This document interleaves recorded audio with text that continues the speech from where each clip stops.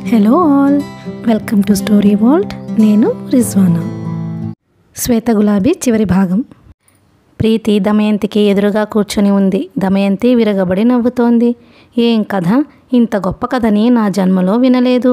బహుశా ఏ రచయిత సృష్టించలేదేమో. ఏమిటి, అనురాధ వాళ్ళ అమ్మ మీ నాన్నకి చిన్నప్పుడే తెలుసా? అనురాధని ఆవిడ చనిపోతే పెంచాడా? ఆవిడ నగలు తాకట్టు పెట్టి ఈయన వ్యాపారానికి వాడుకున్నాడా? ఓహోహో, ఎంత అద్భుతంగా ఉంది! నిజం చెప్పు ప్రీతి, ఆ కథ వింటుంటే నీ కళ్ళ వెంట నీళ్లు వచ్చాయా లేదా? చూపుడు వేలు చూపిస్తూ అంది. దమయంతి మధ్యాహ్నం అర్జెంటుగా ఒకసారి వచ్చి వెళ్ళమని ఫోన్ చేస్తే వచ్చింది ప్రీతి. దమయంతి ఎప్పటికంటే మించిన ఆత్మీయతతో రా రా అంటూ ఆహ్వానించింది. అనురాధ మళ్ళీ ఎందుకు వచ్చింది అని అడిగింది. Daddy తీసుకువచ్చారా aunty? అన్నుకి ఆ అనాథ బాలుర హాస్టల్ స్కూల్ చూసే కేర్ టేకర్ ఉద్యోగం ఇచ్చారు. అవి తనైతే బాగా చూస్తుందని డాడీ నమ్మకం. అంటే నేను చూడనట్టేగా? ప్రీతి కంగారు పడింది. అదేం కాదు ఆంటీ, డాడీ ఉద్దేశం ఏమిటంటే. దమయంతి మధ్యలోనే ఆ మాటని త్రుంచేసింది. ప్రీతి, నా వయసు నీ వయసు కంటే చాలా ఎక్కువని తెలుసా? తెలుసు. నా అనుభవం కూడా ఎక్కువేనని ఒప్పుకుంటావా? ఒప్పుకుంటాను. వాళ్ళు నిన్ను ఫూల్ చేయగలరేమో కానీ నన్ను చేయలేరు. ఇన్నేళ్ల నుంచి ఒక్క కుటుంబంగా మెలిగిన వాళ్ళం. హఠాత్తుగా ఆయనకి నా మీద నమ్మకం పోయిందంటే? ఇది డాడీకి పుట్టిన బుద్ధి కాదు, ఆ అమ్మాయి ఎక్కించిన తెలివితేటలు. అసలు ఆ అమ్మాయి ఎందుకు తీసుకువచ్చినట్టు? ఎన్నాళ్ళిలా మన ఇంట్లో ఉంటుంది? పరాయి వాళ్లను అలా ఇంట్లో పెట్టుకోవచ్చునా అసలు? దమయంతి ఆవేశంగా అంది. తండ్రిని ఆవిడ తప్పు పట్టడంతో ప్రీతి చెంపల్లో ఎరుపు తొంగి చూసింది. అన్ను పరాయిదేం కాదు ఆంటీ, అసలు అన్ను ఎవరంటే అంటూ వీకి చెప్పిన కథంతా ఎంతో ఉత్సాహంగా చెప్పింది. దమయంతి శ్రద్ధగానే వింది. కానీ ప్రీతి చెప్పడం ముగించేసరికి ఒక్కసారిగా విరగబడి నవ్వసాగింది. ప్రీతి గంభీరంగా ఆవిడ మాటలు వింటూ కూర్చుంది. దమయంతి అంది, ప్రీతి, నువ్వు నన్ను మరోలా అర్థం చేసుకోవద్దు. డాడీ అంటే మా అందరికీ ఎంత గౌరవమో నీకు తెలుసుగా. ఆయనని మేమెప్పుడూ కించపరచడం, తృణీకరించం. ప్రీతి, ఈ అనురాధ సామాన్యురాలు కాదు. మొలకలా వచ్చి మీ ఇంట్లో మానై కూర్చుంటుంది. నువ్వు అమాయకంగా ఉంటే ఆ ఇల్లే సర్వనాశనమవుతుంది. చివరికి ఆ ఇంట్లో నీకు నిలబడే చోటు కూడా ఉండదు. ఆంటీ! ఆమె కోపంగా లేచింది. దమయంతి చెయ్యి పట్టుకొని బ్రతిమిలాడుతున్నట్టుగా అంది. ప్రీతి, నువ్వు చిన్నపిల్లవి, నీకేం తెలీదు. ఒకసారి మీ డాడీ మోహిని అనే అమ్మాయి వలలో పడ్డాడు. అతన్ని ఆ వలలో నుంచి తప్పించడానికి తల ప్రాణం తోకకి వచ్చింది. ఆ మోహిని గనకే మీ ఇంట్లో ప్రవేశించి ఉంటే నువ్విలా మా కళ్ళెదుట ఉండేదానివే కాదు. ఈ అనురాధ సామాన్యమైన ఎత్తు వేస్తోందని అనుకోకు. మెల్లగా ఇంట్లో చేరింది. డాడీ అభిమానం సంపాదించుకుంది. ఉద్యోగం దక్కించుకుంది. ఆ అమ్మాయిని ఇక ఆ ఇంట్లో నుంచి బ్రహ్మదేవుడు కూడా వెళ్ళనివ్వలేడు. నువ్వు చూస్తుండు, ఇక నుంచి మీ డాడీకి నీ మీద అంత శ్రద్ధ ఉండదు. నిన్ను పట్టించుకోడు. నువ్వు ఆయన జీవితంలో 2వ స్థానానికి వచ్చేస్తావు. అనురాధని పెళ్లి చేసుకుంటాడు. ఆ ఆకర్షణ చివరికి అలాంటి గోతిలోకే లాగుతుంది. ఆవిడ గారి ఇంటి ఇల్లాలవుతుంది. పెత్తనం చేతికొస్తుంది. అంతేననుకుంటున్నావా? ఆవిడకి పిల్లలు పుడతారు, ఆస్తికి వారసులవుతారు. నువ్వు ఎక్కడ ఏ మూల ఉంటావో ఎవ్వరికీ పట్టదు. ఎవరు నీ గతి కనుక్కోరు. ఇది అక్షరాలా జరగబోతున్న మహాసత్యం. ఆంటీ, మీరు అన్నుని సరిగ్గా అర్థం చేసుకోలేదు. చేసుకుంటే ఇలా ఎప్పుడూ అనరు. అన్ను దేవత ఆంటీ, ఇలాంటి పనులెప్పుడూ చేయదు. వస్తాను అంటూ విసురుగా వెళ్ళబోయింది. వెనక నుంచి దమయంతి అంది, ప్రీతి, నేను పొరపాటు పడితే మంచిదే. ఒకవేళ నా ఈ మాటల్లో ఏది నిజమైనా నువ్వు మాత్రం మీ డాడీని రక్షించుకో. ఇదే నా సలహా. అలాంటి పరిస్థితి రానే రాదు. ఆమె విసురుగా వెళ్ళిపోయింది. దమయంతి శిలలా నిలబడిపోయింది. ఆ ముఖం అక్కస్సుతో, ఆగ్రహంతో, ద్వేషంతో కుతకుతలాడుతోంది. తెచ్చిపెట్టుకున్న కృత్రిమ యవ్వనాన్ని ఎండిన ఆకులా రాల్చేసింది. ఆవిడ ఇప్పుడు ఎంతో వయసు పైబడిన దానిలా కనిపిస్తోంది. ఆమె వెళ్ళగానే దమయంతికి ఏడుపొచ్చేసింది. అనురాధ శ్వేత అనే అమ్మాయా? వీకి చిన్నప్పుడు పెంచాడా? అనురాధ తల్లి వీకీకి తెలుసా? ఎంత దగ్గరి సంబంధం. తనిప్పుడు ఆ ఇంటికి పరాయిదైపోతోంది. నిన్న షణ్ముగం వచ్చి అయ్యగారు ఫైల్స్ ఇవ్వమన్నారని అవన్నీ పట్టుకెళ్ళిపోయినప్పటి నుంచి దమయంతికి పిచ్చెక్కేట్టుగా ఉంది. ఎక్కడ నుంచి వచ్చింది ఈ అనురాధ? ఈ రాక్షసి ఎలా తమ జీవితంలోకి ప్రవేశించింది? తీగగా వచ్చి పందిరిగా అల్లుకుపోయింది. ఆ బంధాన్ని ఎవ్వరూ విడదీయలేనంతగా ఆ ఇంటితో ముడివేసుకుపోతోంది. వీకి సహజంగా ప్రీతిని సరిగ్గా చూడరని భయపడి ఆడవాడని చాలా దూరం పెట్టేవాడు. అనురాధ అతి తెలివిగా ప్రీతి స్నేహితురాలిగా ఆ ఇంట్లో ప్రవేశించింది. వీకి జీవన పరిధిలో అడుగు పెట్టడమే కాదు, తెలివితేటలతో నేర్పుగా అతని జీవితం చుట్టూ కోటగోడని కట్టేస్తోంది. దమయంతికి కంఠం చుట్టూ తాడేదో బిగుసుకుంటున్నంత వేదన ఉక్కిరి బిక్కిరి చేస్తోంది. ఎలాగైనా సరే అనురాధాని మెడపెట్టి గంటాలి. ఈ చుట్టుప్రక్కల లేకుండా తన్ని తగలేయాలి. అది మామూలుగా కాదు. అనురాధ తనంతట తానే ఇల్లు విడిచి పారిపోయేలా చేయాలి. దానికి సాధనం ప్రీతి. ఆమె వలనే ఆ ఇంట్లోకి అనురాధ అడుగుపెట్టింది. ఆమె వలనే ఆ ఇంట్లో నుంచి వెళ్ళగొట్టబడాలి. నళిని ఊరు నుండి వచ్చాడు. అక్కడ జాయిన్ అయిన వారం రోజులకే జ్వరం వచ్చింది. ఇంటికొచ్చేశాడు. నళిని ఇప్పుడు జ్వరంతో అవతల గదిలో నిద్రపోతున్నాడు. అనురాధ వచ్చిందని తెలిస్తే వాడిని పట్టుకోగలనా? ఆవిడకి భయమేస్తోంది. అటు వీకి ఇటు నళిని ఇద్దరూ సలభల్లా అనురాధ అనే మంట వైపు ఆకర్షించబడ్డారు. ఆ ఇద్దరిని ఈ మహా అగ్నిబారి నుండి రక్షించాల్సిన బాధ్యత తనకుంది. తను ఇందులో జోక్యం చేసుకున్నట్టు ఏమాత్రం బయటపడకూడదు. కాస్త జాగరూకతతో వ్యవహరించాలి. ఈ రాక్షసి, ఈ దెయ్యం, ఈ దిక్కుమాలిన అనురాధ ఎక్కడి నుంచి వచ్చి తన కలల్ని సర్వనాశనం చేస్తోందో, అన్నిటికంటే ముఖ్యముగా నళినిని పెళ్ళి ప్రీతితో అవ్వకుండా ఆటంకమవుతోంది. అంతకంటే మహాఘోరం, వీకి జీవితంలో తను ఎన్నేళ్ల నుంచో తాపత్రయపడుతూ అతి నేర్పుగా వేసుకున్న సింహాసనాన్ని తల క్రిందులుగా చేస్తోంది. ఆవిడ కలలు, ఆశలన్నీ నేలమట్టమవుతున్నాయి, దహించుకుపోతున్నాయి. అనురాధ, నేనిక్కడ ఉండగా నువ్వు వీకి దగ్గరగా ఉండడం అంత తేలిక అనుకోకు, పళ్ళు నూరుతూ అనుకుంది. కారులో ఇంటికి తిరిగి వస్తున్న ప్రీతి మనసంతా చేదు తిన్నట్టుగా ఉంది. ఆంటీ అలా అంటుందేమిటి? ఎంత వద్దనుకున్నా దమయంతి మాటలే మరీ గుర్తుకు వస్తున్నాయి. ఆమె ఆ మాటలని పూర్తిగా మనసులో నుంచి తీసేయలేకపోతోంది. ఆంటీ పెద్దది, అనుభవశాలి. ముఖ్యంగా తను అంటే ఎంతో ప్రేముంది. ఊరికే ఎందుకంటుంది? ఆమె మనసులో అర్థం కాని భయం రెపరెపలాడసాగింది. ఆమె ఇంటికొచ్చింది. ఇంట్లో అడుగు పెట్టేసరికి డైనింగ్ టేబుల్ దగ్గర వీకి, అనురాధ కూర్చొని ఉన్నారు. ఇద్దరి మధ్య బ్లూ ప్రింట్ ఒకటి పరిచి ఉంది.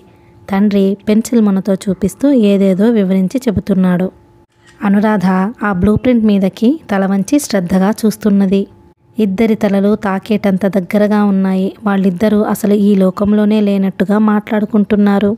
ప్రీతి అక్కడికి రావడం గమనించనే లేదు. వీకి ఏదో సీరియస్గా అంటున్నాడు. అనురాధ ఏదో అంది. వీకి నవ్వుతూ ఏదో చెబుతూ ఆమె ముక్కు పట్టి ఊపాడు. ఆమె అతని చెయ్యి పట్టుకొని వదిలించుకుంది. అతను ఆమెను చూస్తున్నాడు. ఆమె అతడిని చూస్తోంది. ప్రీతి నిశ్శబ్దంగా తన గదిలోకి వెళ్ళిపోయింది. అసలే కంగారుగా అయోమయంగా ఉన్న ప్రీతి మనసుకి వాళ్ల మధ్య కనిపిస్తున్న ఈ చనువు వింతగా క్రొత్తగా ఉంది. తన కళ్ళ ముందున్న అమాయకపు పొరలేవో తొలగిపోతున్నట్టుగా ఉంది. అప్పట్నుంచి ప్రీతి శ్రద్ధగా గమనించసాగింది. అనురాధ నిజంగా ఆ ఇంటికి పెత్తందారులాగే తిరుగుతోంది. ఇంటి విషయాలన్నీ ఒక్కొక్కటే ఆమె చేతికి వెళుతున్నాయి. చాకలిని వీకీ షర్ట్స్ బాగా తెల్లగా చేయాలని మందలిస్తోంది. వండిన వంటకాలు సరిపడేలా చేయమని, దుబారా చేయవద్దని వంటవాడిని కసురుతోంది. మాలీకి తోటలోకి ఇంకా కొత్త మొక్కలు తెచ్చి ఎక్కడెక్కడ పెట్టాలో చెబుతోంది. ఒకసారి సాయంత్రం వేళ వీకీకి ఫోన్ చేసింది. రాత్రి భోజనంలోకి ఏం చేయమంటారు సార్ అంటోంది. ఏదైనా చేయించు. మీకిష్టమైనదేదో చెప్పరాదు. ఏదో ఒకటి తిని సరిపెట్టుకోవాల్సిన కర్మ ఏమిటిటా? అయితే రాత్రికి తమరిని తినేస్తాను మేడం, అవతల నుంచి తండ్రి అనడం టేబుల్ దగ్గర కూర్చుని పేపర్ తిరిగేస్తున్న ప్రీతికి వినిపిస్తూనే ఉంది. అని ఫోన్ పెట్టేసింది. అనురాధ ఆ అనడంలో ఎంతో గారాబం ఉంది, చిలిపితనం ఉంది, అతి సన్నిహితమైన భావముంది. తండ్రిలో కూడా ఇదివరకు లేని మార్పు కనిపిస్తున్నది. అతడు మునుపటిలాగా గాంభీర్యంగా, కొత్త వాళ్ళకి దూరంగా, మొహమాటంగా ఉన్నట్లు ఉండడం లేదు. సరదాగా, చిలిపిగా జోక్స్ కట్ చేస్తూ, నవ్వుతూ, నవ్విస్తూ ఉంటున్నాడు. తండ్రి అలా ఉండడం ప్రీతికి బాగానే ఉంది. కానీ దానికి కారణం అన్ను అంటే మళ్ళీ బాగుండడం లేదు.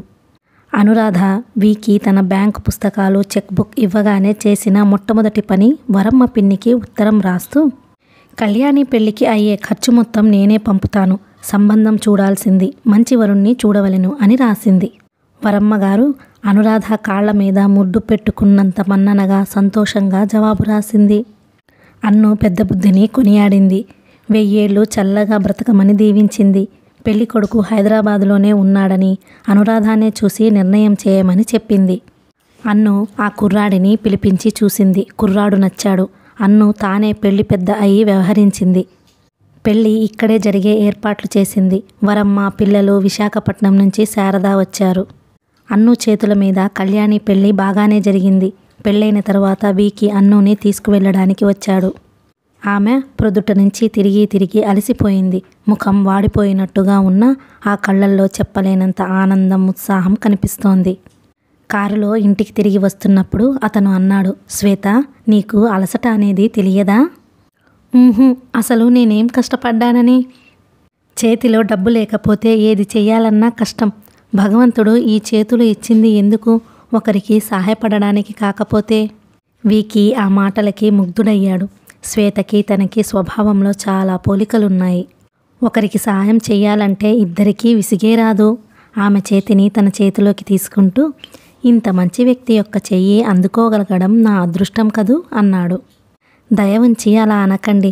ఈరోజు కళ్యాణి పెళ్ళి ఇలా నా చేతుల మీదుగా జరిపిస్తుంటే నాకెంత ఆనందంగా ఉందో చెప్పలేను.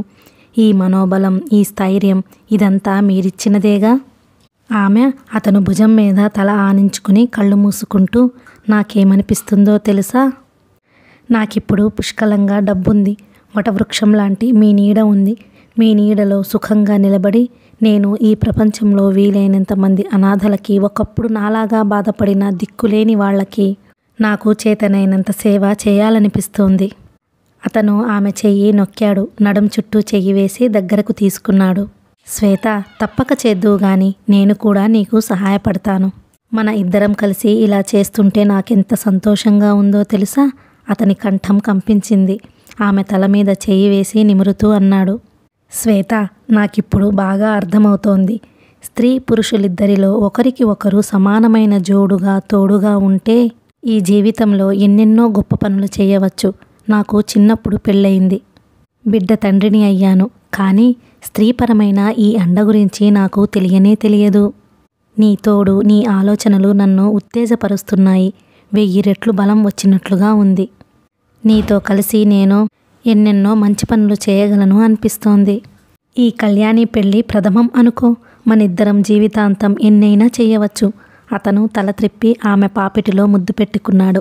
శ్వేత, ఇన్నాళ్ల నుంచి నా జీవితంలో ఇంకో స్త్రీ ఎందుకు రాలేదో నాకిప్పుడు అర్థమవుతోంది.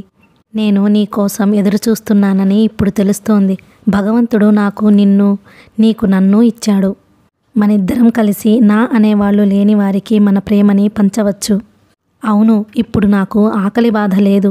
నేనిప్పుడు మిగతా వారి గురించి ఆలోచించగలను. వారి కన్నీళ్లు తుడవగలను. ఈ ఆలోచన నాకెంతో హాయినిస్తుంది అంది. ఇద్దరి మనసుల్లో ఒక రకమైన ధైర్యం, సంతోషం, హాయి, నిశ్చింత నిండసాగింది. వీకి డ్రైవ్ చేస్తున్న కారు ఇంటి ముందుకు వచ్చి ఆగింది. ప్రీతి ముందు తోటలో సిమెంటు బెంచి మీద కూర్చొని నవల చదువుకుంటోంది. కారు శబ్దం అవగానే తలెత్తి చూసింది. కారులో నుంచి దిగుతున్న ఇద్దరినీ చూడగానే తల తిప్పుకొని చటుక్కున అక్కడి నుంచి వెళ్ళిపోయింది. ఇది గమనించిన అనురాధ, వీకి ముఖాలు చూసుకున్నారు. ప్రీతి గదిలోకి వచ్చి నిలబడింది. తండ్రి ఇదివరకులా తనతో మాట్లాడడం లేదనిపిస్తుంది. అతనికి అసలే ఆ కంపెనీ వ్యవహారాలు, ఇంట్లో ఉండేది కాసేపు. ఆ కొద్దిసేపు అనురాధతో ఏవో మాటలతో సరిపోతోంది. ఒక్కొక్కసారి ఇద్దరూ మాటల్లో పడ్డారంటే తన ఉనికినే మర్చిపోతారు. తను మధ్యలో ఏదైనా కల్పించుకుని చెప్పినా వినిపించుకోరు. ఇద్దరికీ ఆ అనాథ బాలుర సేవా కార్యక్రమం పిచ్చే. తండ్రి అన్నుని శ్వేత అని పిలుస్తాడు. ఆ పిలుపు మామూలుగా ఉండదు, ఎంతో ప్రాణంగా ఉంటుంది. ఒకసారి అన్నుకి యాపిల్ కోస్తుంటే చెయ్యి తెగింది. తండ్రి వెంటనే వెళ్ళి ఆమె చెయ్యి పట్టుకున్నాడు. జేబు రుమాలు తీసి రక్తం రాకుండా నొక్కి పట్టాడు. ఆ క్షణంలో ఆయన చేసిన హడావుడి అంతా ఇంతా కాదు. అనురాధ అంటే అంత ప్రాణమా అనిపించసాగింది. ప్రీతికి ఒక కొత్త రకమైన ఫీలింగ్ వస్తోంది. ముగ్గురు కూర్చుంటే వారిద్దరూ దగ్గర, తను వాళ్ళకి అడ్డంగా ఉన్నాననే భావం అది. అందువల్ల ప్రీతి వీలైనంత ఏదో ఒక సాకు చెప్పి వాళ్లతో వెళ్ళడం లేదు. ఆ కళ్యాణి పెళ్లి కూడా అంతే. తనని తండ్రి రమ్మన్నాడు. తలనొప్పిగా ఉంది, రానంది. వీకి వెళ్ళిపోయాడు. అదే ఇదివరకు అయితే వెళ్ళేవాడా? అనురాధ మూలంగా తండ్రి తనకి దూరం అవుతున్నాడు అనే భావం ప్రీతికి బాగా వచ్చేసింది. దానితో అన్ను అంటే అయిష్టంగా చికాకుగా అనిపించసాగింది. అన్ను మాట్లాడుతుంటే పెడముఖం పెట్టసాగింది. రాత్రి అయ్యింది. వీకి పడక గదిలో అనాథ బాలుర స్కూల్ హాస్టల్ గురించి జమా ఖర్చుల పరీక్ష చేస్తున్నాడు. అనురాధ వాటిని అంతకుముందు తనిఖీ చేసింది. వాటిల్లో 25,000 తేడా వస్తోంది. చూపించిన ఖర్చులలో కొన్ని చాలా విపరీతంగా అసంబంధంగా ఉన్నాయి. వీకి కనుబొమ్మలు ముడిచాడు. ఏమైంది ఆ డబ్బు? ఇంతలో అనురాధ అక్కడికి వచ్చింది. శ్వేత పిలిచాడతను. ఆమె దగ్గరకు వచ్చింది. నేను ఎంత లెక్క చేసినా ఈ 25,000 ఏమైనట్లో అర్థం కావడం లేదు. స్వతంత్ర దినోత్సవం నాడు పిల్లలకి స్వీట్లు పళ్ళు ఇచ్చినట్టుంది. 800 రూపాయలు ఖర్చయినట్టు లెక్కలలో ఉంది. రసీదులు 100 రూపాయలకి చాక్లెట్లు మాత్రమే ఉన్నాయి. ఇలాంటి అవకతవకలు చాలా ఉన్నాయి చూస్తే. ఈ డబ్బు దమయంతి దుర్వినియోగం చేసినట్టే ఉంది అన్నాడు. ఆమె మాట్లాడలేదు. వీకి ఫోన్ చేస్తున్నాడు. ఎవరికి అంది ఆమె. ఇంకెవరికి? దమయంతికి. ఈ 25,000కి ఖర్చు లేదు. ఏమైందో అడగాలి. ఇప్పుడేమని అడుగుతారు? వదిలేద్దురు అంది. వదిలేయడమా? ఈ డబ్బు ఎంతో కష్టపడి వసూలు చేసింది. అందులో ప్రతి పైసా అనాథ బాలురకి ఉపయోగపడాలి. అందులో 25,000. మై గాడ్, నువ్వు జాగ్రత్తగా చూశావు కాబట్టి నాకు తెలిసింది. లేకపోతే నా పనుల తొందరలో నాకు వీలు అయ్యేదే కాదు. అతను నెంబర్లు తిప్పుతూ కోపంగా అన్నాడు. ఆమె చప్పున అతని చెయ్యి పట్టి ఫోన్ చేయకుండా ఆపేసింది. మీరెవరితో మాట్లాడుతున్నారో తెలుసా? ఇంకెవరితో? దమయంతితో. కాదు, ప్రీతికి కాబోయే అత్తగారితో. ఈ డబ్బు గురించి ఇలా మాట్లాడితే ఏమైనా బాగుంటుందా? దుర్వినియోగం అయిన మాట నిజమే. జరిగినదేదో జరిగింది. ఇక ముందు జరగకుండా జాగ్రత్త పడితే మంచిది. ఇదంతా బయటికి వస్తే అయిన వాళ్లతో మాట బాగుండదు. అతను ఆమె వంక రెప్ప వాల్చకుండా తదేకంగా చూశాడు. తరువాత మెల్లగా ఫోన్ పెట్టేశాడు. నిజమే అన్నాడు. ఆమె వెళ్ళబోయింది. శ్వేత వెనుక నుంచి పిలిచాడు. థ్యాంక్ యూ, ఎంత బాగా చెప్పావు. నాకు కోపంలో ఆ ఆలోచనే రాలేదు అన్నాడు. ఆమె వెళ్ళబోయింది. మంచినీళ్ళు ఇవ్వు అన్నాడు. ఆమె మంచినీళ్లు తెచ్చి ఇచ్చింది. అతను గ్లాస్తో పాటు చేయి కూడా పట్టుకున్నాడు. మంచినీళ్లు తాగి పక్కన పెట్టేసి ఆమె గుండెల్లో తలదాల్చుకున్నాడు. ఇంకెన్నాళ్ళు ఈ దూరం భరించలేనట్టుగా అడిగాడు. అనురాధ అతని తల మీద చెయ్యి వేసింది. ప్రీతి పెళ్లి అయ్యే వరకు అతని తల బలవంతంగా ఎత్తి కళ్ళల్లోకి చూసింది. ఆ క్షణంలో అతని కళ్ళు ప్రేమ సముద్రాలలా ఉన్నాయి. అన్ను అతని నుదుటి మీద అంటనట్టుగా పెదవులు ఆనించింది. గుడ్ నైట్ వీకి అస్పష్టంగా అనేసి గబాలన వెనక్కి తిరిగి అక్కడ నుంచి పారిపోయింది. ప్రీతి అన్ను ఇద్దరూ పక్కపక్క మంచాల మీదనే పడుకుంటారు. ఆమె గదిలోకి వచ్చేసరికి ప్రీతి మంచం మీద కూర్చుని ఉంది. ఒడిలో నవల ఉంది కానీ చదవడం లేదు. అన్ను వచ్చి పడుకుంటుంటే, ఇంతసేపు డాడీ గదిలో ఏం చేస్తున్నావు అంది తీక్షణంగా. అన్ను వెంటనే సమాధానం చెప్పలేకపోయింది. తికమకగా చూసింది. రేపు మీటింగ్ ఉంది, ఆ సంగతి గుర్తు చేద్దామని తడబడుతూ అంది. వాటిని గుర్తు చేయడానికి షణ్ముగమున్నాడు. నువ్వేమీ ఆ వంకలతో గంటలు గంటలు డాడీ దగ్గరే కూర్చోనవసరం లేదు అంటూ లేచి తన మంచం పట్టి బర్రున దూరంగా ఎడంగా లాక్కుంది. అదేమిటి అంది అనురాధ. నాకు ఫ్యాన్ గాలి సరిగ్గా రావడం లేదు, ఇక నుంచి ఇలాగే పడుకుంటాను అంది. అనురాధకి ప్రీతి తిరస్కారం కొరడా దెబ్బలా అనిపించింది. ఇదివరకు ఇద్దరూ పడుకొని ఎన్నెన్నో కబుర్లు చెప్పుకునేవారు, నవ్వుకునేవారు. ఇప్పుడు ఇద్దరి మధ్య ఏదో అడ్డుగోడ ఉన్నట్టే మౌనంగా ఏర్పడింది. ప్రీతిని నేను బాధపెడుతున్నానా? అనురాధ ఆలోచనలో పడింది. వీకి దమయంతి ఇంట్లో సోఫాలో కూర్చుని ఉన్నాడు. అతనికెదురుగా దమయంతి నిలబడి ఉంది. అప్పటి వరకు ఇద్దరు ఏదో తీవ్రంగా చర్చించుకున్నట్టుగా ఇద్దరి ముఖాలు అతి గంభీరంగా ఉన్నాయి. దమయంతి అంది, ఇందులో నేను అంతగా కల్పించుకుంటున్నదేమీ లేదు. అనురాధ మీ ఇంట్లో ఉంది. మీరు ఆ అమ్మాయి పట్ల చూపిస్తున్న అభిమానం ఏమిటో అందరికీ తెలుస్తూనే ఉంది. మీ సంబంధ బాంధవ్యాలు ఏమిటి అని నేను ప్రశ్నించడం లేదు. ప్రీతి మాట ఏమిటి అంటున్నాను. ప్రీతి పేరిట మీకున్న ఆస్తి అంతా రాసేయండి. నళినితో పెళ్లి కావాలి అంటే ఇదే షరతు మరి. వీకి కుర్చీలో నుంచి లేచాడు. అతను ఆవేశంగా ఉన్నాడు. విసురుగా మాట్లాడగలిగిన మాటలు నిగ్రహించుకుంటున్నట్లుగా దిగమింగుతున్నట్లుగా అతని దవడ ఎముక కదలాడుతోంది.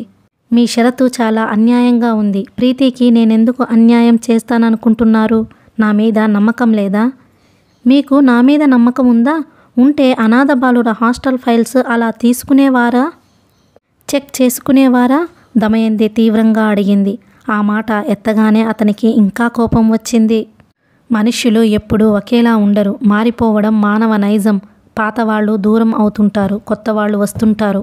మా నళినికి ప్రీతిని నేను చేసుకోవాలి అంటే అనురాధ ఆ ఇంట్లో ఉండకూడదు. అది మొదటిది. రెండోది, ఉన్న ఆస్తి యావత్తు ప్రీతి పేరిట రాసేయాలి. అందులో చిల్లి గవ్వ కూడా ఇంకెవ్వరికీ చెందకూడదు. వీటికి మీరు ఇష్టపడితే లగ్నం పెట్టించడానికి నాకేం అభ్యంతరం లేదు. వీకీ కుర్చీలో నుంచి లేచాడు. ఇలా నిక్కచ్చిగా అన్నానని వేరుగా అనుకోకండి. మనసులో మాట దాచుకునే స్వభావం కాదు నాది. పెళ్ళి అయి పిల్లలున్న వాళ్ళు ప్రేమలో పడేటప్పుడు కాస్త ఆలోచించుకోవాలి. నాకే బాధ్యత లేదు, పిల్లలు ఆనందం ఎవరికి కావాలి, నా ఆనందం నాకు ముఖ్యం అనుకునే వాళ్ళకి చెప్పేదేమీ ఉండదు. మీకు ప్రీతి ఆనందం ముఖ్యమో, మీ సంతోషం, మీ స్వార్థం మీకు ఎక్కువ ఆలోచించుకుని చెప్పండి అంది. వీకీ వరండా మెట్లు దిగుతున్నాడు. నాకే మాటో త్వరగా చెప్పాలి మీరు. ఎందుకంటే ధనరాజు గారు వారి అమ్మాయిని ఇస్తానని మా ఇంటి చుట్టూ తిరుగుతున్నారు. వారికి నేనేదో మాట చెప్పాలి కదా. వీకీ కారు ఎక్కాడు. అతని కారు రయ్యిన బయటికి వచ్చేసింది. జనసమర్థం ఉన్న వీధుల గుండా వస్తున్నాడు. అతని దవడ ఎముక ఇంకా బిగుసుకుంటోంది. What a women! తనకు తెలిసిన దమయంతేనా? ఆవిడలో ఇదివరకు కనిపించే మర్యాద, సంస్కారం, ఆత్మీయత ఏమైపోయాయి? అవి ఒక మేలి ముసుగులా జారిపోయినట్టున్నాయి. అతనికి చాలా కోపంగా ఉంది. నళిని ఫారెన్ వెళ్ళనంటున్నాడని, ఎక్కడో ఉద్యోగం చేస్తానంటున్నాడని, వాడి తిక్కని అర్థం చేసుకుని 1 ఏడాది పాటు వదిలేస్తే వాడే దారికి వస్తాడని, ఏమీ అనుకోవద్దని ప్రాధేయపడిన దమయంతేనా? ప్రీతి అంటే తనకి ప్రాణం అని చెప్పిన దమయంతేనా? ఇప్పుడు అసలు దమయంతి కనిపిస్తోంది. ఆ మాటల్లో ఎంత స్వార్థం! మధ్యలో అనురాధ సంగతి ఎందుకుటా? అనురాధ తన జీవితంలో వచ్చి ఎంత వెన్నెల ప్రసాదించిందో వాళ్ళకేం తెలుస్తోంది? అనురాధకి తనేం పెట్టడం లేదని, తను ఇస్తున్నదంతా ఆ అమ్మాయి డబ్బేనని చెప్పినా వీళ్ళెవ్వరూ నమ్మడం లేదు. అదంతా అబద్ధం అనుకుంటున్నారు. ప్రీతికి అంతా రాసి ఇచ్చేయాలట. ఆ షరతు ఎందుకు? అనురాధాన్ని పెళ్లి చేసుకుంటున్నానని ఊహించినట్టేనా? పిల్లలు ఉన్నవాళ్ళు ప్రేమలో పడేటప్పుడు కాస్త ఆలోచించుకోవాలిట. అంటే ప్రేమించిన అమ్మాయిని పెళ్లి చేసుకోవడం, పిల్లలు కలగాలని అనుకోవడం తప్ప? ఇన్నేళ్ళు తను ఇంకో స్త్రీ ప్రసక్తి లేకుండా గడిపాడు. ఎంతో ఒంటరితనం అనుభవించాడు. అదంతా వీరికి అవసరం లేదు. వారికి కావాల్సిందల్లా డబ్బు ప్రసక్తి కావాలి. వీకీ సరాసరి ఇంటికి వచ్చేశాడు. వెళ్ళి గదిలో పడుకున్నాడు. ఫోన్ మోగుతుంటే ప్లగ్ ఊడబీకి బైరయ్యతో ఎవరైనా ఫోన్ చేస్తే తను ఇంట్లో లేనని చెప్పమని అన్నాడు. చీకటయింది. అతను భోజనానికి కూడా లేవలేదు. ప్రీతి ఎవరో స్నేహితురాలింటికి వెళ్ళింది. అనురాధ వీకీ పడుకున్న గదిలోకి వచ్చింది. లైట్ వేయబోతుంటే అతను వద్దు అన్నాడు. ఆ కంఠంలో తీవ్రత ఉంది, విసుగు ఉంది. వీకీని అలా ఎప్పుడూ చూడని ఆమె కంగారు పడింది. ఏమైంది అంది. ఏమీ లేదు. దగ్గరకు వచ్చి మంచం దగ్గర నిలబడింది. నాకు కూడా చెప్పకూడనిదా అంది. అతను చెయ్యి చాచి అన్నో చెయ్యి పట్టుకొని గట్టిగా విసురుగా లాగాడు. ఆమె తూలి అతని గుండెల మీద పడింది. ఇదేమిటి? చప్పున లేవబోయింది. అతను చేతులు బిగించి లేవనీయలేదు. అతని కౌగిలి మరింత బిగిసినట్టుగా అయింది. అతను దేనికోగాని తీవ్రంగా బాధపడుతున్నట్టుగా ఉన్నాడు. దమయంతి గారి దగ్గరికి వెళ్ళారా? ఇంట్లోంచి అతను చెప్పే బయలుదేరాడు. వెళ్ళాను. ఏమైంది? అతను మాట్లాడలేదు. చెప్పండి, ఏమైంది? అతను చెప్పలేదు. నాకు కూడా చెప్పకూడదా? నీకు చెప్పడానికేదీ లేదు. అతను దమయంతి అన్న మాటలు చెప్పేశాడు. ఆమె నిశ్చింతగా ఉండిపోయింది. వీకీ ఆమె జుట్టు సరిచేస్తూ అన్నాడు. నేను ఈ ప్రపంచంలో మొత్తం అయినా వదిలేస్తాను, కానీ నిన్ను మాత్రం వదులుకోను. ప్రీతికి వేరే సంబంధం చూస్తాను. వేరే సంబంధమా? ఆమె అతని చేతులు వదిలించుకొని లేచి కూర్చోంది. అవును, దమయంతి ఏమిటో అనుకుంటోంది. నళిని కంటే 1,00,000 రెట్లు విలువైన సంబంధం చూస్తాను. అతను లేచి కూర్చున్నాడు. మీరు చాలా పొరబడుతున్నారు. ప్రీతికి నళిని అంటే ఎంత ప్రాణమో మర్చిపోతున్నాను. అవును, మై గాడ్. అతను తలను చేతుల్లోకి దించుకున్నాడు. నేనేం చెయ్యను శ్వేత, అస్పష్టంగా అన్నాడు. నేను చెప్పనా పరిష్కారం? చెప్పు. నేను వెళ్ళిపోతాను. నన్ను వెళ్ళిపోనివ్వండి. శ్వేత! అతను దిమ్మెరపోయినట్టు చూశాడు. ప్రీతి సంతోషానికి నేను అడ్డురాను. ప్రీతి నాకెంత అపురూపమో మీకు తెలియదనుకుంటాను. నన్ను మర్చిపోనీయండి. ఇదే పరిష్కారం. అనురాధ మంచం మీద నుంచి వెళ్ళబోయింది. వీకీ మంచం మీద నుంచి దిగి ఒక్క ఉదుటన వెళ్ళి పట్టుకున్నాడు. నీకేమైనా మతిపోయిందా? ఏం చెయ్యాలో నాకు తోచడం లేదు. మీరు దయుంచి ప్రీతికి వేరే సంబంధం చూస్తానని మాత్రం అనకండి. నేను ప్రీతిని నళిని నుంచి వేరు చేయడానికి రాలేదు, అవునా? చేతులు జోడిస్తూ అంది. వీకి అనురాధాని దగ్గరికి లాక్కున్నాడు. ఆమె ముఖం చూస్తుంటే ఎంత బాధపడుతోందో తెలుస్తూనే ఉంది. తను చెప్పకుండా ఉండాల్సింది, మై గాడ్, చెప్పకుండా ఉండాల్సింది. అనురాధాని అతను గుండెలకి అదుముకున్నాడు. ఇద్దరి మనసుల్లో కొండంత దిగులు, చీకటి పేరుకుంటున్నట్టుగా ఉంది. ఇంతలో గుమ్మంలో నుంచి ప్రీతి స్వరం తీవ్రంగా పిలిచింది, అన్నూ! ఇద్దరూ ఉలిక్కిపడ్డారు. తిరిగి చూశారు. ప్రీతి నిలువునా మండుతున్న క్రోధజ్వాలలా ఉంది. ముఖం ఎర్రబడిపోయింది. కళ్ళు నిప్పులు కక్కుతున్నాయి. అన్నూని చూస్తూ తీవ్రంగా అంది, నీకు సిగ్గులేదు? నువ్వు మనిషివేనా? డాడీతో ఇలా చేస్తావా? డాడీ అంటే ఎవరు? నాకు తండ్రి, నీకు కూడా తండ్రితో సమానమే. ఛీ, ఎంత నీచంగా చేస్తున్నావు! ప్రీతి! వీకి వారిస్తున్నట్టుగా పిలిచాడు. మీరు ఊరుకోండి డాడీ, ఇంకా మాట్లాడడానికి మీకు కూడా సిగ్గులేదు. ప్రీతి చరచరా లోపలికి వచ్చి అనురాధ చెయ్యి పట్టుకుంది. నువ్వింత నీచురాలివి అనుకోలేదు. ఆంటీ చెబుతుంటే అబద్ధమన్నాను. నా కళ్ళతో నేనే స్వయంగా చూడకపోతే నేను నమ్మేదాన్నే కాదు. పాముకి పాలు పోశాను ఇన్నాళ్ళు. పో బయటకి. ఇంకో క్షణం ఇక్కడున్నావా చంపేస్తాను, పో అరిచేసింది. వీకి చప్పున దగ్గరికి వచ్చి ప్రీతి చేతిలో అనురాధ చెయ్యి వదిలించబోయాడు. ప్రీతి ఒక్క విదిలింపుతో అతన్ని బలంగా దూరంగా తోసింది. అనురాధతో, నీకిలాంటి కుళ్ళు బుద్ధులున్నాయి కాబట్టే నీ బ్రతుకు అలా తగలబడింది. నీ బుద్ధి ఎలా పోనిచ్చుకుంటావే అంది. ఇంతలో నోర్మొయ్ అని వికి అరవడం, ప్రీతి చెంపని చెళ్ళుమనిపించడం ఒకేసారి జరిగింది. ప్రీతికి ఒక్క నిమిషం కళ్ళ ముందు చీకట్లు కమ్మేసినాయి. అనురాధ చెయ్యి అప్రయత్నంగా వదిలేసింది. ప్రీతికి కళ్ళు తిరగడం ఆగేసరికి వీకి ముఖం ఎదురుగా కనిపించింది. అతని ముఖం ప్రీతి ఎన్నడూ చూడనంత కోపంగా ఉంది. అనవసరంగా నోరు పారేసుకోకు, తెలిసి తెలియనివి మాట్లాడకు, నోరు మూసుకొని పో లోపలికి. ప్రీతి వెనక్కు అడుగులు వేసింది. తండ్రి తిరస్కారం, కోపం, విదిలింపు చూడడం ఇదే మొదటిసారి. గబాల్న వెనక్కు తిరిగి పరిగెత్తింది. కానీ ఇంట్లోకి కాదు, ఇంట్లో నుంచి బయటకి. వీకి మంచం మీద కూలబడ్డాడు. అతని నుదుట నిండా చెమటలు కారుతున్నాయి. ఏం చేశాడు తను? ప్రీతిని కొట్టాడా? భగవంతుడా! అతను చేతుల్లో ముఖం దాచుకున్నాడు. అనురాధకి అతన్ని చూస్తుంటే దగ్గరికి వెళ్ళాలంటే భయం వేసింది. అతన్ని ఓదార్చాలని కూడా అనిపించలేదు. ప్రీతి అన్న మాటలు చురకత్తుల్లా అభిమానాన్ని చీల్చివేస్తున్నాయి. అక్కడ నుంచి నిశ్శబ్దంగా బయటకు వెళ్ళి మెట్లెక్కి పైకి వెళ్ళిపోయింది. పైకి వచ్చి కూర్చున్న ఆమెకి చెప్పలేనంత దుఃఖం వస్తుంది. దిగులు పొంగులు వచ్చేసి ముంచేస్తోంది. ప్రీతి సరాసరి దమయంతి ఇంటికి వచ్చేసింది. ఆవిడని చూడగానే చేతులు చాచి ఏడుస్తూ, ఆంటీ, మీరన్నది అక్షరాలా నిజమైంది. అన్ను నమ్మకద్రోహి, డాడీని వలలో వేసుకుంది అంటూ ఏడ్చేసింది. దమయంతి ప్రీతిని గాఢంగా కౌగిలించుకుంది. ఆమె జరిగిందంతా చెప్పేసింది. అన్ను ఇలా చేస్తుందని అస్సలు అనుకోలేదు ఆంటీ. దమయంతి కళ్ళల్లో విజయ గర్వం తొణికిసలాడింది. ఆమెని బుజ్జగించింది. తను ప్రీతి కలిసి ఆ దుర్మార్గురాలి నుండి వీకీని రక్షించకపోతే అతని జీవితం నవ్వుల పాలవుతుందని చెప్పింది.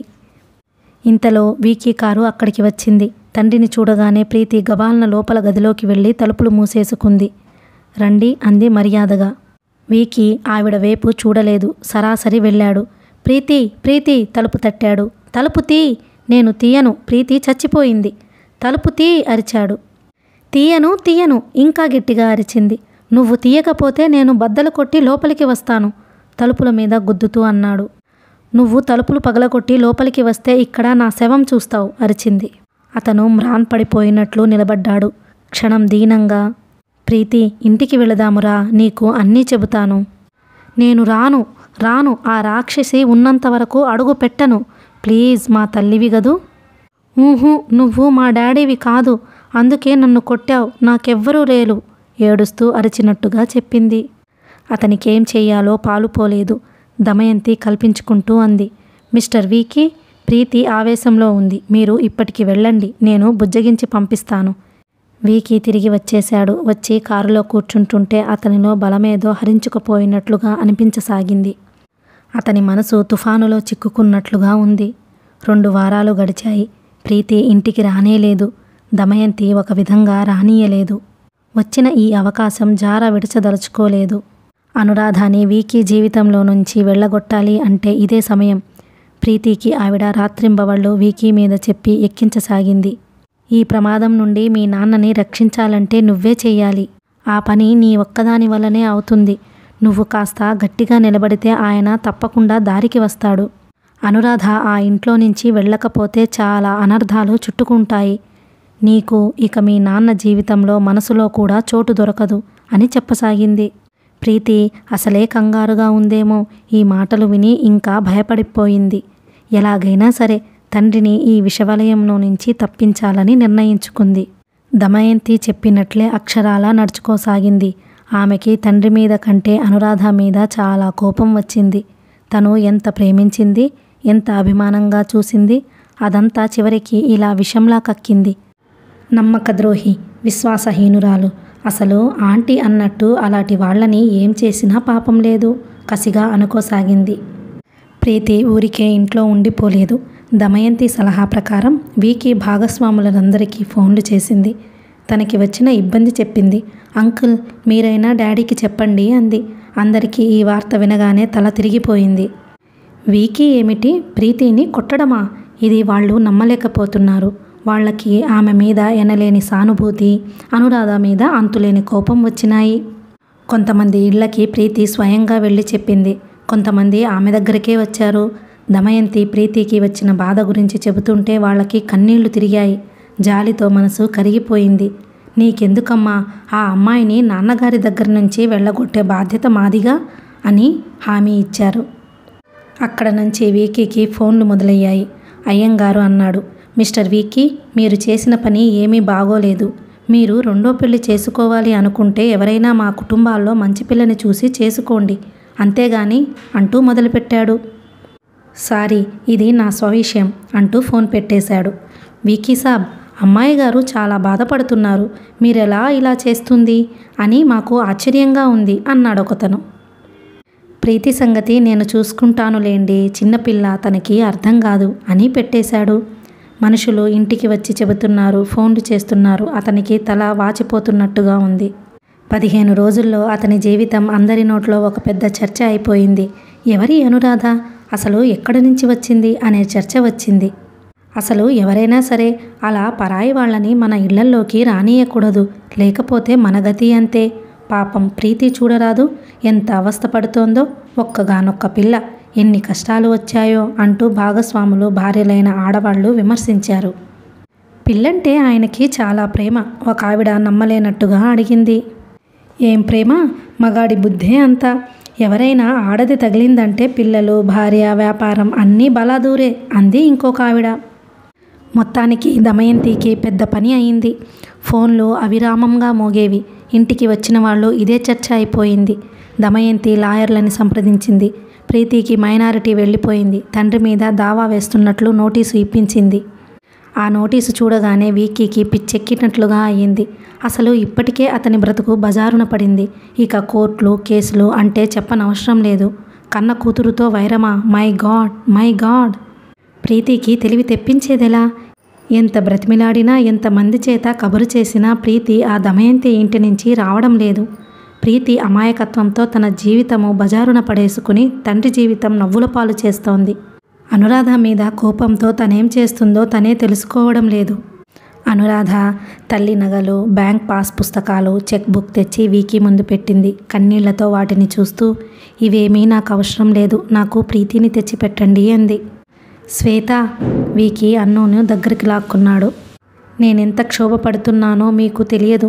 నేను వెళ్ళి ప్రీతిని క్షమించమని అడుగుతాను అంది. వద్దు శ్వేత, వద్దు. నువ్వు పొరపాటుగా కూడా వెళ్ళవద్దు. ఇందులో నువ్వు చేసిన తప్పు ఏమీ లేదు. ఇది ప్రీతికి నాకు సంబంధించినది. ప్రీతికి నా మీద కోపం వచ్చింది. అది నేనే పోగొట్టగలగాలి, లేకపోతే అనుభవించాలి అన్నాడు.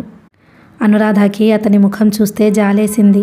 ఎంత నవ్వుతుండేవాడతను, ఎంత వ్యధ చెందుతున్నాడో. ఇదంతా తన మూలంగానే. వీకీ బయటికి వెళ్ళిపోయాడు. అనురాధ మోకాళ్ళ మీద తలదించుకుని అక్కడే చాలాసేపు కూర్చుంది. ఆ గదిలో ప్రీతి తను నవ్వుతూ ఆనందంగా గడిపిన సంఘటనలెన్నో గుర్తుకు వచ్చాయి. ఇంట్లో నౌకర్లు కూడా ఆమెని పురుగును చూసినట్టు చూస్తున్నారు. ఇంత చేసి ఆ తండ్రి కూతుళ్ళని విడదీసి సిగ్గు లేకుండా ఇంకా ఈ ఇంట్లో ఉంటున్నావా? ఎంతటి దానివి నువ్వు అన్నట్టుగా ఉన్నాయి ఆ చూపులు. గుసగుసలాడుతుండేవాళ్ళు. వీకీని గాని తనని గాని చూడగానే మాటలు ఆపేస్తారు. ఇదంతా చూస్తుంటే ఆమెకి గుండెలు బద్దలయ్యేంత దుఃఖం వస్తోంది. ప్రీతి వరండాలో దమయంతి వాళ్ళ కుక్కతో ఆడుతోంది. అనురాధ అక్కడకు వచ్చింది. ఆమెను చూడగానే ప్రీతి కళ్ళు అగ్నిగోళాల్లా అయ్యాయి. నువ్వా అంది. ప్రీతి, అనురాధ దీనంగా పిలిచింది. నేను నిన్ను క్షమార్పణ కోరుదామని వచ్చాను. నా తప్పేదైనా ఉంటే నన్ను క్షమించు. ఇప్పటికి తెలిసి వచ్చిందన్నమాట నీ తప్పేమిటో. తెలిసిన దానివి ఇంకా ఇక్కడెందుకున్నావు? ఎందులో నన్ను పడి చావక? ప్రీతి, షటప్, సిగ్గులేదు నన్ను పేరు పెట్టి పిలవడానికి? నువ్వు రాకముందు మా ఇల్లు ఎంత ఆనందంగా ఉండేదో. నువ్వు వచ్చి నిప్పు పెట్టేశావు. అసలు తప్పంతా నాది. తెలియక పాముకి పాలు పోశాను. ఇప్పుడు కాటు వేసిందని ఏడుస్తున్నాను. నువ్వు స్నేహితురాలివని నమ్మాను. ఇట్లా నమ్మక ద్రోహం చేస్తావనుకోలేదు. నిన్ను ఎంత బాగా చూశాను. నీ ఉనికేమిటో మర్చిపోయావు. ఇప్పుడు చెప్పినా తలకెక్కదేమో. నీకు పెళ్లి చేసుకోవాలి అంటే ఈ ప్రపంచంలో ఇంకెవరూ దొరకలేదా? డాడీయే కనిపించారా? చీచీ, సిగ్గులేనిదానా, ఏం మొహం పెట్టుకు వచ్చావే? నువ్వు ఉండగా ఆ ఇంట్లో నా జన్మలో అడుగు పెట్టను. ఇంతలో దమయంతి అక్కడికి వచ్చింది. అనురాధాన్ని చూడగానే మండిపోయింది. నువ్వు చేసిన నిర్వాకం చాలక మా ఇళ్ళకి రాకపోకలు కూడానా? పాపం, 4 రాగాలు తీసి వగలుపోయి ప్రీతి మనసు కరిగించేద్దామనుకున్నావా? నీ నాటకాలు. అమాయకులైన వాళ్ళ దగ్గర, నా దగ్గర కాదు. మర్యాదగా వెళతావా? మెడపెట్టి గెంటించమంటావా? గెంటినా సిగ్గులేదు ఆంటీ, మళ్ళీ వస్తుంది. ప్రీతి లోపలికి వెళ్ళబోతూ ఆగి వెనక్కు తిరుగుతూ అంది. నువ్వు ఒక మనిషివేనా? ఇన్ని మాటలు అనిపించుకుని బ్రతికేదెందుకు? నీకు సిగ్గులేదు? ఎందులోనైనా పడి చావరాదు అనేసి లోపలికి వెళ్ళిపోయింది. ఎన్నాళ్ళుంటావో అక్కడ చూద్దువు గాని. నీ సంగతేమిటో త్వరలోనే కోర్టులో తేలుతుందిలే అంది దమయంతి. అనురాధ వెనక్కు తిరిగి గేటు వైపు వచ్చింది. కాళ్ళు ఇనుప గుళ్ళు కట్టినంత భారంగా ఉన్నాయి. ముఖం నెత్తురు చుక్కలేనట్టుగా పాలిపోయినది. ప్రీతితోనేనా ఈ తిరస్కారాలు పొందింది? ఏమైందా? చేతులారా చేసుకున్న దానికి ఫలితం స్వయం కృతాపరాధం. గేటు దాటి వస్తుంటే నళిని మోహన్ ఎదురయ్యాడు. అతను ఊరు నుంచి వస్తున్నట్టున్నాడు. చేతిలో సూట్ కేసు ఉంది. అనురాధ, మీరా? అతను వికసించిన ముఖంతో ఎంతో ఆనందంగా పలకరించాడు. అనురాధ అతని వైపు గాజు కళ్ళతో చూసినట్టుగా చూసింది. పలకకుండా నిద్రలో లేచి నడుస్తున్న మనిషిలా వెళ్ళిపోతున్న ఆమెని అతను వింతగా చూస్తూ లోపలికి వచ్చాడు. అతనికి తల్లి ఎదురైంది. ప్రీతి అక్కడే ఉంది. మమ్మీ, అనురాధ అలా వెళుతుందేమి? ఏమైంది? తనని ఎవరైనా ఏమన్నా అన్నారా? అన్నాడు ఆరాగా చూస్తూ. అదంతా పెద్ద కథలే, తరువాత చెబుతాను కానీ నువ్వు ముందు స్నానం చేసిరా అందావిడ. అనురాధ గేటు దాటి బయటికి వచ్చేసింది. మనసులో భీషణమైన సమరం జరుగుతున్నట్లుగా ఉంది. ఇన్ని మాటలు పడి బ్రతికెందుకు? సిగ్గులేదు? ఎందులోనైనా పడి చావరాదు? ప్రీతి మాటలు శూలాల్లా వచ్చి తగులుతున్నాయి. వాటి బాధకి తట్టుకోలేకుండా ఉంది. ఎందులోనైనా పడి చావరాదు? ప్రీతి అంది. ప్రీతి అనడంలో తప్పేముంది? తను అలా చేసింది అంతే. ఊరి నుంచి వేణుగోపాలరావు వచ్చాడు. ఆయనని చూడగానే ప్రీతి ఏడ్చేసింది. అంకుల్, డాడీ ఎలా చేశారో చూడండి, మీరైనా చెప్పండి అంది. అంతా విన్నాను. అసలు ఇంతవరకు వచ్చే వరకు నాకు తెలియలేదు. నేను ఊటీలో లేను, పని మీద ఢిల్లీ వెళ్ళాను. వచ్చేసరికి నీ ఉత్తరం ఉంది. వెంటనే బయలుదేరి వచ్చేశాను. ట్రంకాల్ చేశాను, మీరు లేరని చెప్పారు. ప్రీతి చీదుతూ అంది. వేణుగోపాలరావు ప్రీతిని కూర్చోబెట్టి నచ్చజెప్పసాగాడు. ప్రీతి, నువ్వు చాలా విపరీతంగా ఆలోచిస్తున్నావు. మీ నాన్న ప్రేమ నీ ఒక్కదానికే చెందాలని, అందులో మరెవ్వరూ భాగం పంచుకోకూడదనే భావంతో ఇలా చేస్తున్నావు. అది చాలా తప్పు. చెప్పలేనంత స్వార్థం అవుతుంది. నువ్వు ఒకటి ఆలోచించు. నువ్వు పుట్టకముందు శ్వేత మీ నాన్నకి పరిచయం. చాలా విచిత్రమైన పరిస్థితుల్లో వాళ్ళిద్దరూ కలుసుకున్నారు. ఆ అమ్మాయి అంటే అతనికి ఒక రకమైన మమకారం ఏర్పడింది. తర్వాత మరో విపరీతమైన పరిస్థితుల్లో ఆ అమ్మాయి దూరమైంది. ఇన్నేళ్ల తర్వాత కనిపించింది. సహజంగా ఆ ఇద్దరూ ఆకర్షితులవ్వడం జరిగింది. ఇందులో విపరీతం ఏమీ లేనేలేదు. మీ డాడీ మీద నీకెందుకు అనుమానం వచ్చిందో నాకు తెలియదు. వీకీకి నీ మీద ఉన్న ప్రేమకి, శ్వేత మీద కలిగిన అభిమానానికి సంబంధమే లేదు. వాడు ఇన్నాళ్ళు అసలు ఇంకో స్త్రీని జీవితంలోకి రానీయనే లేదంటే దానికి నువ్వు కారణం. నీ మూలంగానే వాడు వయసులో ఉండి కూడా బ్రహ్మచారిలా గడిపాడు. డబ్బు, వయసు, అందం, ఆరోగ్యం ఇన్ని ఉన్న మనిషి స్త్రీ ప్రలోభానికి గురికాకుండా గడిపాడంటే ఎంత నిగ్రహం కావాలో ఆలోచించు. ఎంతమంది ఎన్ని రకాలుగా ఆకర్షించుకోవాలని వలలు పన్నారో నాకు తెలుసు. వాటన్నిటినీ తప్పించుకున్నాడు. అసలు ఆ సుఖమే దూరంగా పెట్టాడు. ఎందుకు? నీ కోసం, నీ ఇబ్బంది కలగకుండా ఉండేందుకు. ప్రీతి, నువ్వు చిన్నదానివి కాదు, వయసు వచ్చిన దానివి, చదువుకున్న దానివి, తెలివిగల దానివి. ఇన్నాళ్ళు మీ డాడీ నీ కోసం తన ఆనందం చంపుకున్నాడంటే నీ మీద ప్రేమ ఎంత అనంతమో ఆలోచించు. అలాంటి దేవుడులాంటి డాడీని నువ్విచ్చిన కానుకలు ఏమిటి? నలుగురిలో నవ్వులాట, వెక్కిరింత, హేళన. నీ నుంచి వీకీకి దొరికిన బహుమానాలు ఇవి. ప్రీతి, నువ్వే తెలివిగల దానివైతే మీ డాడీ ఆనందం గురించి ఆలోచించి ఉండేదానివి. ఇన్నేళ్లకి అతని మనసు స్పందింపజేయగలిగిన వ్యక్తి దొరికినందుకు సంతోషించేదానివి. అనురాధకి కృతజ్ఞతలు చూపించేదానివి. రేపు నీకు పెళ్ళి అయిపోతుంది. అత్తవారింటికి వెళ్ళిపోతావు. పిల్లలు పుడతారు. అప్పుడు నీ జీవితంలో మీ డాడీ గురించి ఆలోచించే తీరుబడి కూడా నీకు ఉండదు. అప్పుడు వీకీ ఏం చేయాలో చెప్పు? ఒంటరితనంతోనే గడపాల్సిందేగా. ఈ అనురాధ అతని జీవితంలోకి సరైన టైంలో వచ్చింది. అందుకే మనమందరం సంతోషించాలి. ఆమెని వీకీ కాదు, మనమందరం అపురూపంగా చూడాలి. ప్రీతి, నువ్వు ఒక్కసారి నీ వైపు కాకుండా మీ నాన్న వైపు ఆలోచించి చూడు. నా మాటలు బాగా అర్థమవుతాయి. నువ్వు చేసిన పనికి వీకీ ఎంత బాధపడుతున్నాడో తెలుసా? ఏమిటి వాడు చేసిన అపరాధం? వయసులో ఉన్నవాడు ఒక అమ్మాయిని చూసి ఇష్టపడడమా? పెళ్లి చేసుకోవాలి అనుకోవడమా? ప్రీతి, తల్లిదండ్రులే కాదు సుమా, ఒక్కొక్క పరిస్థితి వస్తోంది. అప్పుడు పిల్లలే తల్లిదండ్రుల్ని అర్థం చేసుకోగలగాలి, అండగా నిలబడాలి. నువ్వు మీ నాన్న విషయంలో పూర్తిగా ఫెయిల్ అయ్యావు. అందరి కూతుళ్లలా వీధిన పడ్డావు. ఆ తండ్రికి కూతురువేనా నువ్వు అనిపిస్తోంది. అంకుల్, చాలు చాలు, ఇంకేమీ అనకండి ప్లీజ్. ప్రీతి చెవులు మూసుకుంది. నేను అనడం కాదు, నువ్వే ఒక్కసారి ఆలోచించి చూడు. ఇంతలో పోస్ట్ మ్యాన్ వచ్చాడు. ప్రీతి ఎవరు అని అడిగాడు. నేనే అంది ప్రీతి. అతను ఉత్తరం ఇచ్చాడు. ఆమె చూసింది. అనురాధ రాసిన ఉత్తరం అది. ఆమె చదవసాగింది. అది చదువుతున్న కొద్దీ ఆమె ముఖం వెలవెలబోసాగింది. అందులో ఇలా ఉంది: నా మీద ఎంత కోపంగా ఉన్నా ఈ ఉత్తరం చదువుతావనే ఆశ ఉంది. ఆ నమ్మకంతోనే రాస్తున్నాను. ఇది నా ఆఖరి ఉత్తరం, కడసారి విన్నపం. ప్రీతి, నీకు నా మీద బాగా కోపం వచ్చిందని తెలుసు. నువ్వు తిట్టిన ప్రతి అక్షరము నాకు వర్తిస్తుంది. నేను చేసినదే తప్పే. అత్యాశకి పోయి ప్రవర్తించాను. నీ ప్రేమతో తృప్తిపడి ఊరుకోక వీకీ ప్రేమని కూడా పొందాలని అనుకున్నాను. అది నా అపరాధమే. కానీ ప్రీతి, నా వైపు ఒకసారి ఆలోచించు. నా జీవితంలో నాకెవ్వరూ నా అనేవాళ్ళు లేరు. ఎంతో కష్టపడి అడుగడుక్కి అవమానాలు ఎదుర్కొంటూ బ్రతికాను. అలాంటి స్థితిలో వీకీ నాకు కలిశాడు. కష్టాల కడలితో కొట్టుమిట్లాడుతున్న నా జీవిత నావ అందమైన పచ్చటి తీరం చేరిందనే మురిసిపోయాను.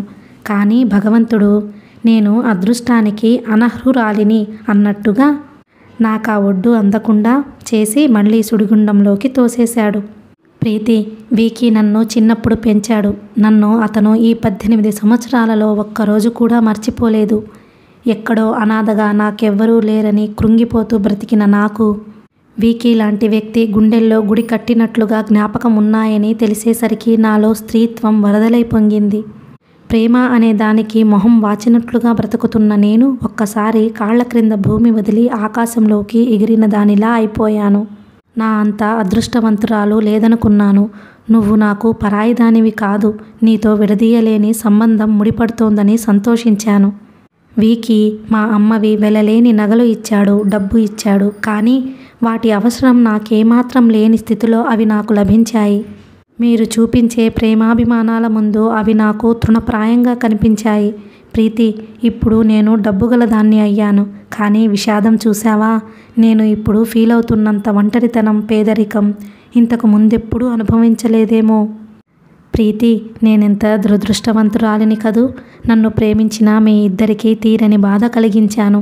మనుష్యులను కలిపేదాన్నే కానీ విడదీసేదాన్ని ఏమాత్రం కాదు. ప్రీతి, నేను ఇంటికి వెళ్ళడం లేదు. అంతేకాదు, ఇక ముందెప్పుడు మళ్ళీ మీ ఇద్దరి కంటికి కనిపించను. నువ్వు ఇంటికి వెళ్ళు. మీ డాడీకి నువ్వంటే ఎంత ప్రాణమో ఈ నెల రోజుల్లో బాగా గ్రహించాను. నువ్వు అతని ఊపిరివి. నువ్వు లేకపోతే అతనిలో జీవమే ఉండదు. అలాంటి తండ్రిని పొందిన నువ్వు ఎంత అదృష్టవంతురాలివో మాటల్లో చెప్పలేను.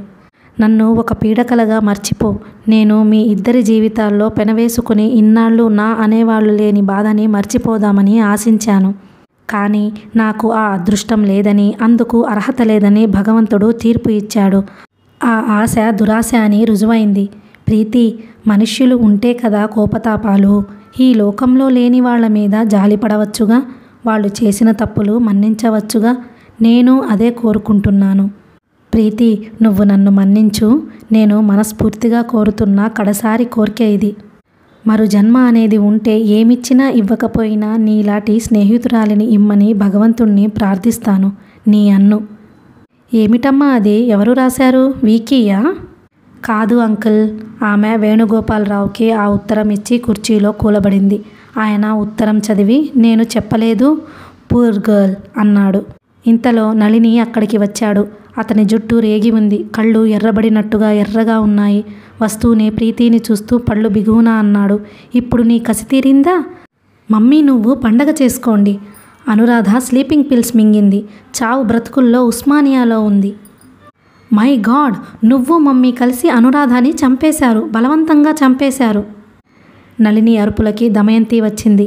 ఏమిట్రా అంది. నళిని తల్లివైపు దెబ్బతిన్న పులిలా తిరిగాడు. ఏమిటా? నువ్వు చేసిన ఘనకార్యం. అనురాధ ఆత్మహత్య చేసుకుంది. మై గాడ్ మమ్మీ, ఇప్పుడే చెబుతున్నా, అన్నుకి ఏదైనా అయితే నేను మీ ఇద్దరిని వదలను. కేసు పెట్టి కోర్టుకి ఈడుస్తాను. మీరే ఆత్మహత్యకి పురిగొల్పారు కాబట్టి మీ ఇద్దరు హంతకులని రుజువు చేస్తాను. ఏం చేశారు మీరిద్దరూ? ఒక అమాయకురాలిని వేట కుక్కల్లా వెంటబడి తరిమారు. ప్రీతి, నీకసలు అన్ను స్నేహితురాలు అనే అర్హత లేదు. నువ్వెంత ద్వేషించావు. అన్ను నిన్నెంత ప్రేమిస్తుందో తెలుసా? అతను తుఫానులా లోపలికెళ్ళి పెట్టె తెరిచి ఉత్తరాలు తెచ్చి ప్రీతి ముఖం మీద కొట్టాడు. చూడు, ఏ ఆడపిల్లలో అంత మంచితనం, అంత వ్యక్తిత్వము ఉంటాయి. నేను అన్నుని పెళ్లి చేసుకుంటానన్నాను. ఎంత జాగ్రత్తగా నా మనసు నొప్పించకుండా నేను చేసింది తప్పని నాకు తెలియజేసిందో చూడు. నువ్వంటే తనకెంత ప్రేమో చూడు. దమయంతి, ప్రీతి ఆ ఉత్తరాలు చదవసాగారు. అనురాధ విశాఖపట్నం నుంచి నళినికి ఉత్తరాలు రాసింది. అందులో ప్రీతి నళినిని ఎంత ప్రేమిస్తోందో రాసింది. మనం ప్రేమించిన వారి కంటే మనల్ని ప్రేమించిన వారిని చేసుకుంటే జీవితం సుఖంగా గడుస్తోందని రాసింది. ప్రీతి ముందు తనని తలెత్తుకుని సగర్వంగా తిరిగేలా చేయమంది. అతన్ని తను అన్నలా చూస్తున్నానని చెప్పింది. ప్రీతికి నళినికి ఇద్దరికీ తను స్నేహితురాలినని చెప్పింది. ప్రీతి మనసు అర్థం చేసుకోమంది. ఆ ఉత్తరాలు చదవగానే ప్రీతి ఒక్కసారిగా చేతుల్లో ముఖం దాచుకుని ఏడవసాగింది. వేణుగోపాలరావు దగ్గరికి వచ్చి ప్రీతిని సముదాయించాడు. నళిని, అన్నుకి ఎలా ఉంది అని ఆదుర్దగా అడిగాడు. ఈ రాత్రి గడవాలి, చెప్పలేం. కళ్యాణి లబ్బున గోల. అక్క నా దగ్గర వచ్చి ఉంటానని అంటే ఎంతో సంతోషపడ్డాను. ఇలా చేస్తుందని అనుకోలేదు అని ఏడుస్తోంది. ఆ అమ్మాయిని పట్టుకోలేకపోతున్నాం. అనురాధ ఇక్కడి నుంచి సరాసరి కళ్యాణి ఇంటికి వెళ్ళిందిట. అక్కడుంది. రాత్రి స్లీపింగ్ పిల్స్ మింగేసింది.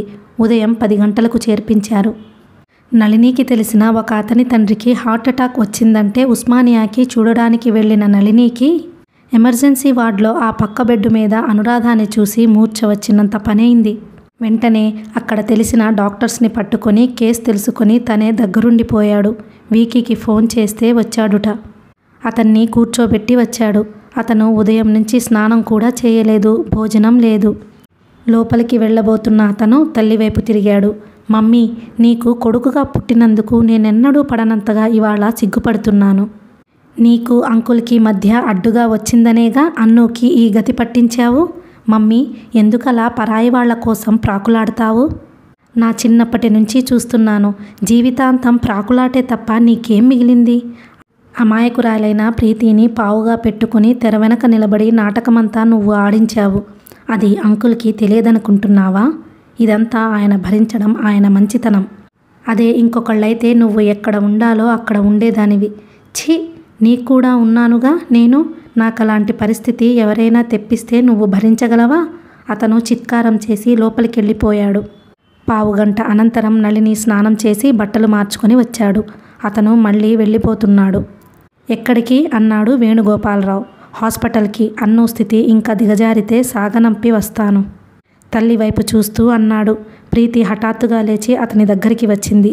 నళిని, నేను కూడా వస్తాను, నన్ను కూడా తీసుకెళ్ళవు? ఏం ఎందుకు?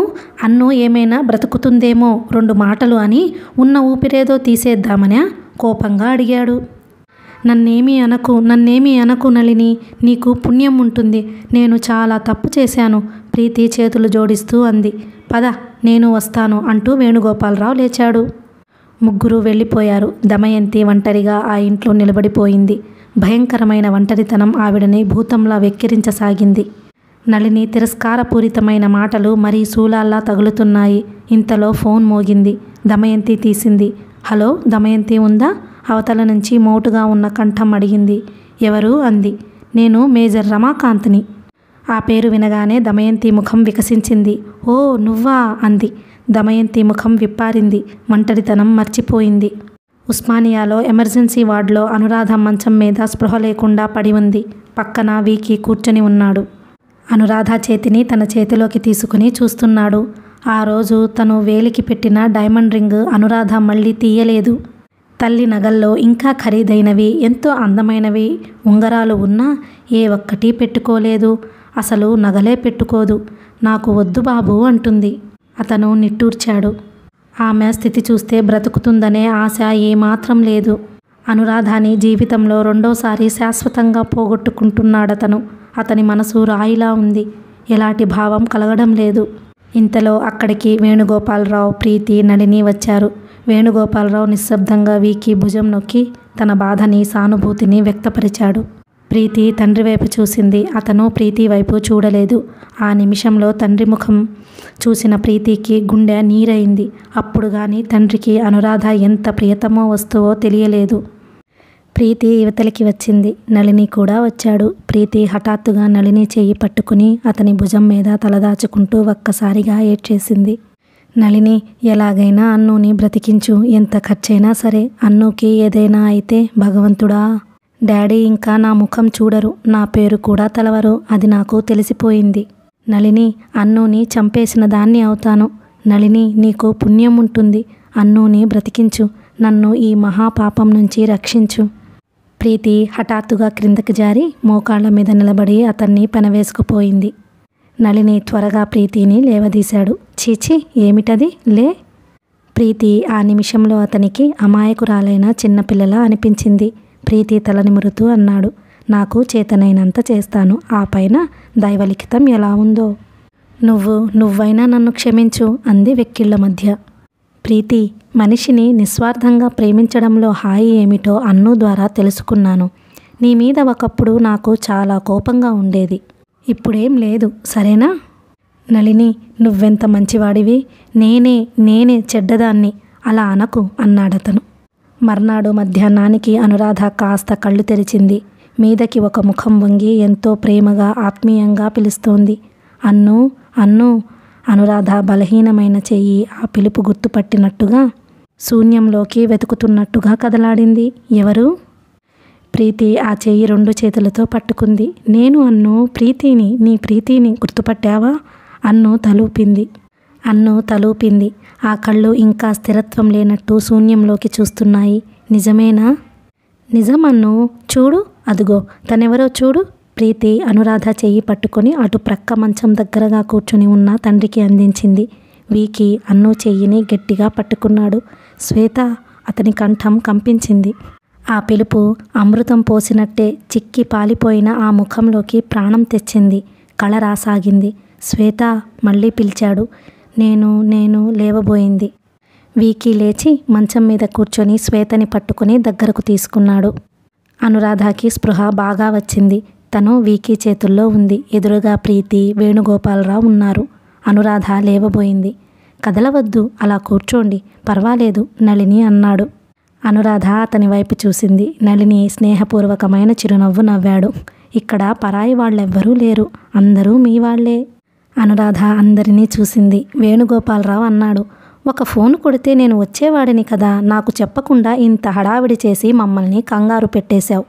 వీకి తలపట్టి చూపిస్తూ, ఈ పెద్ద మనిషి చూడు, 3 రోజుల నుంచి గడ్డం కూడా చేసుకోలేదు అన్నాడు. అనురాధ పెదవుల మీద చిరునవ్వు కదిలింది. ఎంతమంది ఆత్మీయులు.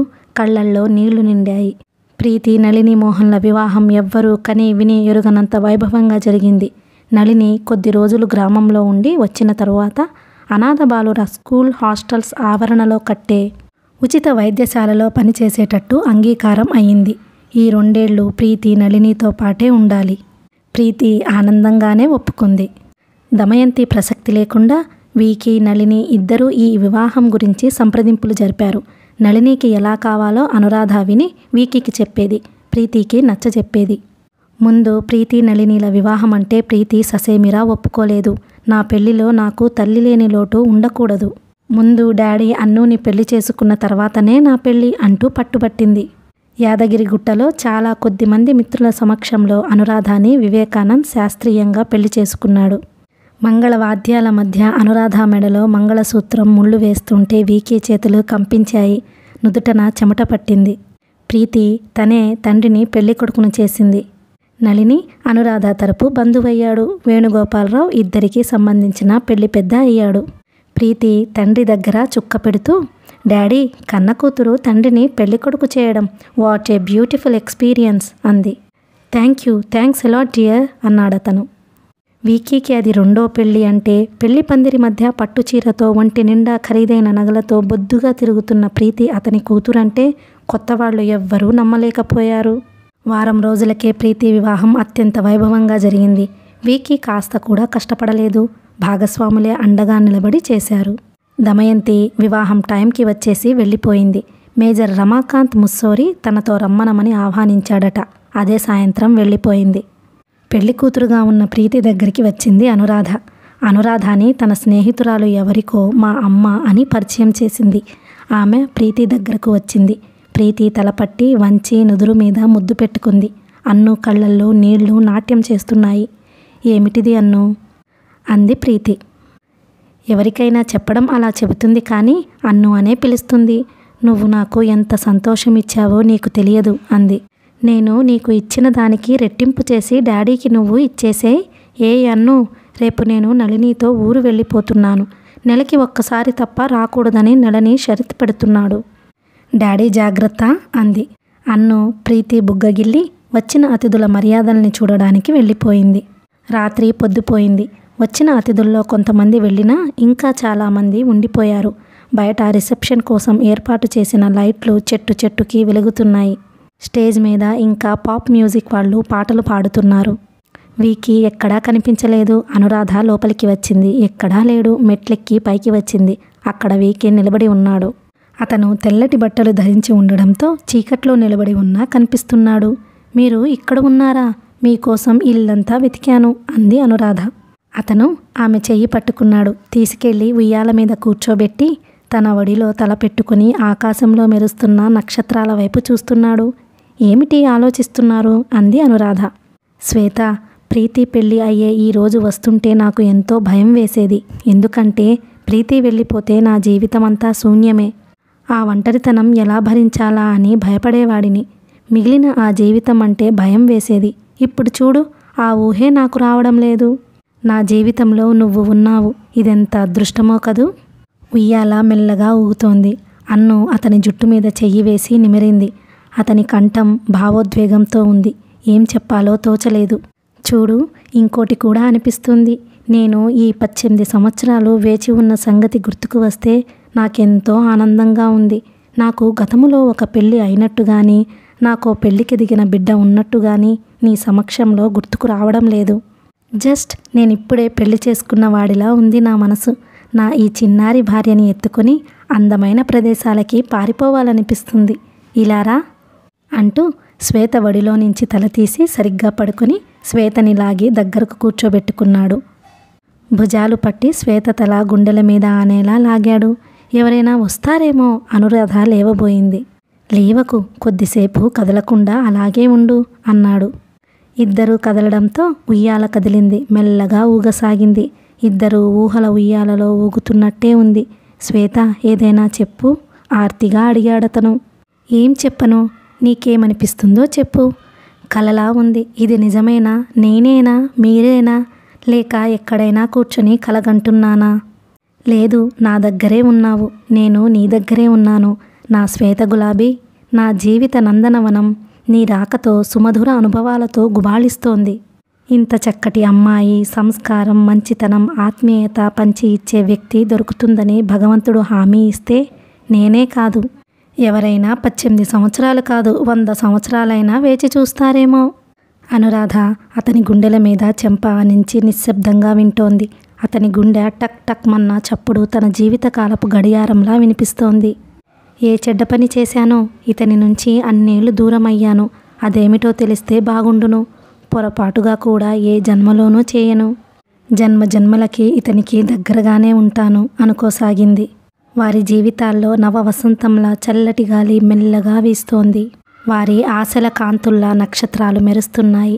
వారి జీవితం చల్లటి వడిలో ఉన్నట్టుగా ఉయ్యాల మెల్లగా ఊగుతోంది. అనురాధకి ఎన్నడూ లేనంతగా హాయిగా నిశ్చింతగా అనిపించసాగింది. Thank you. అందరికీ నమస్కారం. Please like, share and subscribe. Bye bye.